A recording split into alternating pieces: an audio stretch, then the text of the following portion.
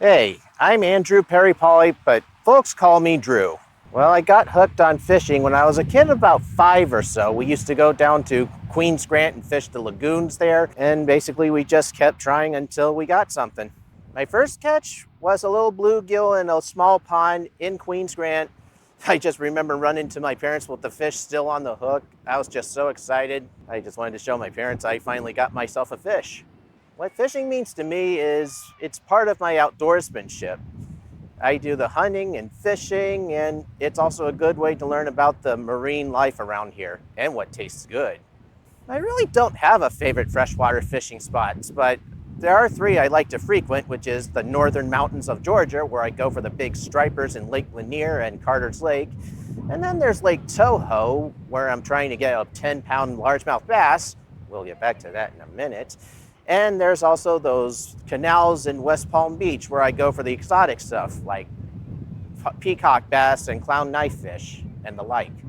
Well, as far as saltwater is concerned, it kind of depends on the season. Like now in the warmer months, I'd probably like to go out in the Gulf Stream where all the big fish are, mahi-mahi, the billfish and tuna and all that fun stuff. I like a good workout. And in the colder months, I go stick around near inshore for the redfish and the sharks and the tarpon and all that razzmatazz.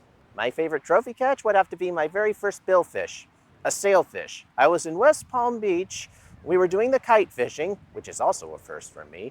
And then I just remember hearing a splash and the guide going, sail, sail, sail, sail, sail, sail, sail, sail, sail. And I was just reeling and he was jumping around. That took me a good 15, 20 minutes or so. And we were finally able to get him close enough so we can hold him and take pictures. But not before he got a second wind and ran off, but I still got his ass. You know what I mean.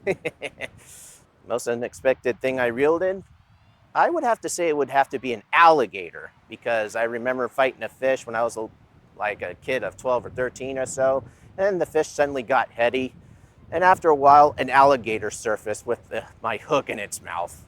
Well, I'd still like to get myself a good blue marlin, and of course, a 10-pound largemouth bass, both of which I can make records of using a fiberglass mount and put it on my wall as a good memory of my finest battles ever. It was kind of an chance encounter. I was just researching local fishing charters here on Hilton Head Island, and Fishing Booker was one of the websites that came up. I saw that it was pretty convenient, just a few clicks and I'm all set. You can research what's biting and when to go for it. The captains I found on Fishing Booker, there are plenty, but a few come in mind, like Tony Gaskin, who's actually a celebrity around the Savannah area. He's like a redfish fisherman. And there's also a good buddy of mine, Mickey Holbrook. I mentioned him earlier.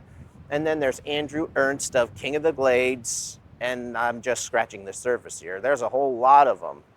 What keeps me coming back to Fishing Booker is the convenience of being able to book a fishing trip online. It doesn't matter when. It could be like 3 months from now or the next day. You know what I mean. If you have to get a fishing trip booked in a pinch, or if you're just planning ahead, just a few clicks away and I'm wetting the hook. And for those of you sitting on your butts and haven't gone fishing yet, what are you waiting for? Just choose a place, choose a trip, and get fishing.